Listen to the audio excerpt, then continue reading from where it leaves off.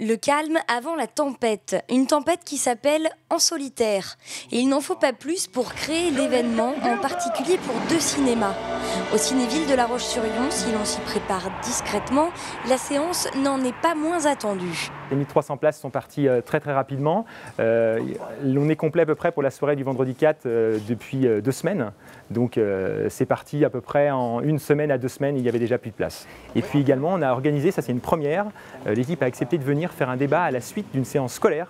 Et donc il y aura 410 élèves qui seront présents de 9 écoles différentes du département. Là, c'est l'événement marquant de l'année, c'est certain que voilà, 1800 personnes, 1800 spectateurs pour une avant-première, c'est très rare. Et même dans des sites des villes plus importantes, c'est assez rare aussi d'avoir autant de spectateurs pour une avant-première. Et un tel engouement en tout cas, une telle attente pour ce film. Au Grand Palace, au Sables d'Olonne, évidemment, on fait les choses en grand. Les places se sont arrachées. Tout est complet depuis 1 mois.